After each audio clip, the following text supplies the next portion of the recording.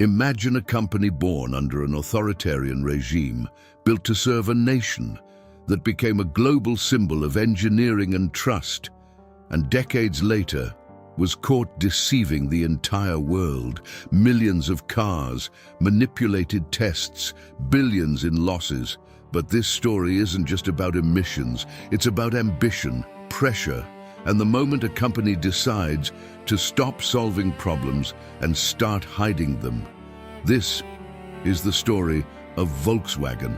For decades, Volkswagen wasn't just a car company.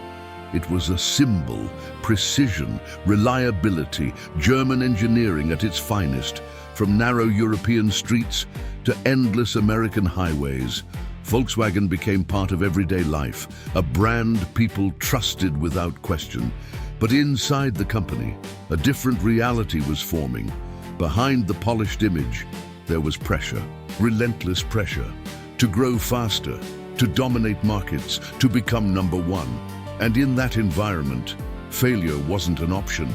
Because when expectations become impossible, companies don't always innovate. Sometimes they improvise. Volkswagen's origins trace back to 1930s Germany.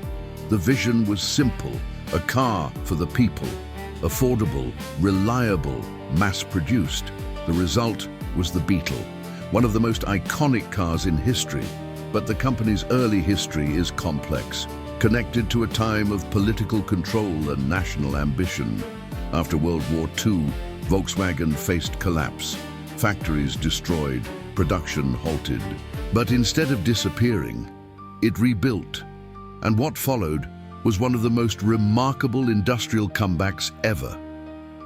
By the late 20th century, Volkswagen wasn't just surviving, it was expanding, aggressively, acquiring brands like Audi, Porsche, Lamborghini, Bentley, a portfolio that covered everything from economy cars to high-performance machines.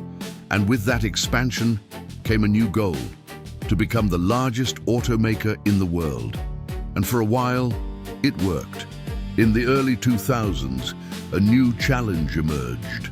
Environmental regulation, stricter rules, lower emissions, higher standards, especially in the United States. For Volkswagen, this wasn't just a technical issue, it was strategic. They needed to compete in a market dominated by gasoline and hybrids, so they made a bold move. Clean diesel, more torque, better fuel efficiency, lower emissions. It sounded like the perfect solution, and they marketed it aggressively. Campaigns, commercials, messaging built on one idea: performance without environmental cost.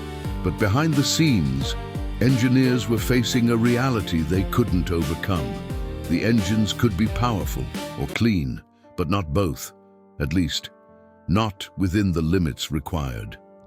And that's when pressure turned into something else, a decision, one that would change everything. What happened next was not an accident. It was not a small workaround. It was a system. Engineers developed a piece of software hidden deep inside the vehicle's control system, invisible to drivers, undetectable in normal conditions, but highly intelligent.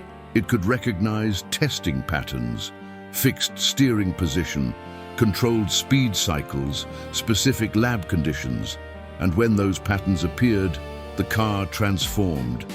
It entered what could be described as a compliance mode. Fuel injection changed, engine behavior adjusted, emissions dropped dramatically, just enough to pass. But outside that environment, everything reverted.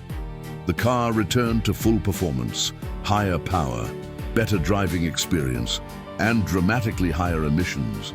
In some cases, up to 40 times above legal limits. This system had a name: defeat device. And here's what matters most. This wasn't a bug. It was deliberate, a line of code designed to deceive, deployed across millions of vehicles over multiple years at global scale. The plan was sophisticated, and for years it worked, until someone asked a simple question: what happens outside the lab? A group of researchers in the United States decided to find out. They equipped cars with portable emissions testing devices and took them onto real roads, highways, cities, normal driving conditions, and what they found didn't make sense. In official lab tests, Volkswagen vehicles appeared clean, efficient, compliant. But on the road, they told a completely different story. Emissions skyrocketed, not slightly, not marginally, but massively. The kind of discrepancy that couldn't be explained by error or coincidence. Something was wrong, and for the first time, the illusion began to break. The data reached regulators. The EPA launched an investigation. At first, Volkswagen resisted. They blamed technical issues, software glitches, unexpected inconsistencies. But regulators pushed harder.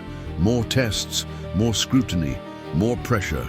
And slowly, the explanations stopped making sense because every answer raised new questions until eventually there was nowhere left to hide. Faced with mounting evidence, Volkswagen admitted the truth. The software existed. It had been installed in millions of vehicles for years. The reaction was immediate. Stock prices dropped.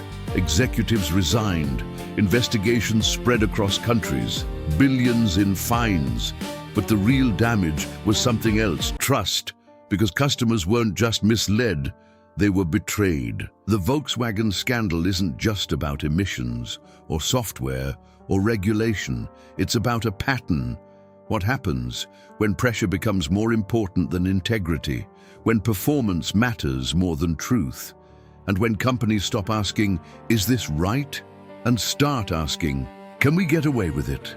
Because in the end, the most dangerous lies aren't the ones told out loud.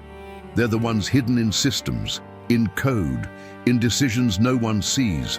And when they're finally exposed, the cost isn't just financial, it's credibility, it's legacy, and sometimes it's everything.